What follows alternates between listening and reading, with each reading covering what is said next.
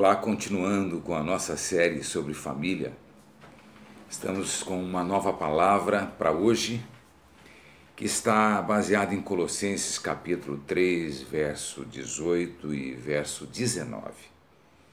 Essa mensagem tem como tema uma via de mão dupla. Então leiamos, diz assim Colossenses 3, 18 e 19. Esposas, que cada uma de vocês se sujeite a seu próprio marido como convém ao Senhor. Maridos, que cada um de vocês ame a sua esposa e não a trate com amargura. Quando o apóstolo Paulo escreveu essas palavras, escreveu ali aos cristãos da cidade de Colossos, na Grécia, o mundo da época funcionava muito diferente do nosso, pelo menos aqui da nossa tradição e cultura brasileira, ocidental. Porque entre os judeus, uma mulher não tinha valor, ela era como uma coisa ou possessão, como um dos animais do rebanho do marido. Normalmente ela levava o nome do pai, ou do esposo, ou da tribo a qual ela pertencia, e não tinha direitos legais. Não tinha sequer o direito de, em caso de traição, outros problemas graves no casamento, ela não tinha nenhum direito de requerer o divórcio. Porém, ao homem era permitido requerer o divórcio caso ele achasse qualquer coisa indecente na sua esposa, inclusive se ela, por exemplo, ao fazer o almoço queimasse a comida, isso daria ao homem o direito de pedir divórcio. Muito diferente, né? Agora, a sociedade grega, na época, um mundo considerado pagão, juntamente com os romanos, que eram o império greco-romano, eles eram unidos. Os gregos, eram muito diferentes e muito injustos, e era algo totalmente inconcebível antibíblico. Por exemplo, as mulheres viviam totalmente isoladas. Elas não poderiam andar sozinhas nas ruas, elas não podiam comer onde houvesse homem ou homens comendo, e elas não podiam conversar com homens de maneira nenhuma, a não ser com o seu marido ou com algum parente. Era exigida a castidade total das mulheres e deveriam fazer todo o serviço, todo o tempo. Porém, ao marido era-lhe dado o direito de divorciar-se de sua esposa quando quisesse, inclusive até ter relações extraconjugais quando quisesse, e isso com o respaldo da lei.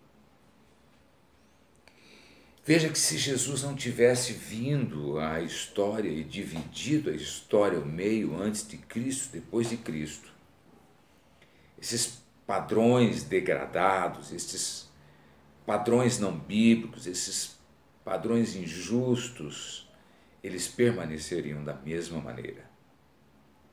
O que foi que Jesus veio então trazer de diferente ao casal cristão que entende essa via de mão dupla, de obrigações mútuas, de responsabilidades compartilhadas, de estarem juntos, de terem tudo em comum, como diz Pedro? Ele trouxe o seguinte: ambos, marido e esposa, têm obrigações um com o outro, e aqui há uma nota de ordem. Esposas, se sujeitem. A palavra sujeição, de princípio, ela é uma palavra inaceitável, uma palavra até repugnante aos ouvidos de alguns Mas a palavra sujeição está especificando o seguinte: a mulher, verdadeiramente esposa, verdadeiramente mãe, sabe dos seus papéis, dos seus compromissos e responsabilidades e lidera aquilo que lhe é peculiar dentro do aspecto familiar, aquelas partes fortes onde as mulheres dominam bem, dominam melhor do que o homem. E o homem também precisa saber do seu papel, das suas obrigações dentro de casa e liderá-los. E há certas atribuições que na verdade se misturam e ambos as fazem. Sobretudo quando a esposa trabalha fora, é aí então que muito mais o marido entra para ajudá-la nos trabalhos de casa. E mesmo que ela não trabalhe fora, ela também precisa dessa ajuda inestimável do marido, como o marido precisa da ajuda essencial da esposa em muitas áreas da vida. Portanto, essa sujeição, na verdade, é uma sujeição em alegria, é uma sujeição espontânea, é algo onde há uma liderança compartilhada. E ambos decidem juntos, e até porque depois, um pouco depois, Colossenses fala que nós devemos nos sujeitarmos uns aos outros em amor.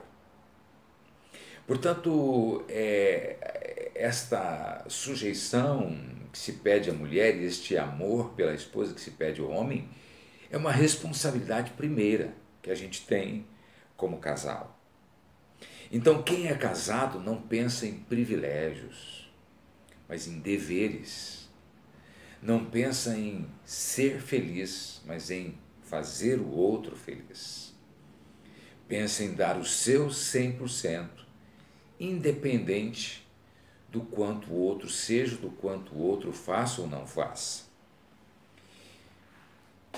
Então, esse relacionamento conjugal cristão fica da seguinte forma, biblicamente falando, especialmente aqui nesses 2 versos bíblicos. A esposa deve se submeter alegremente ao seu marido porque o respeita.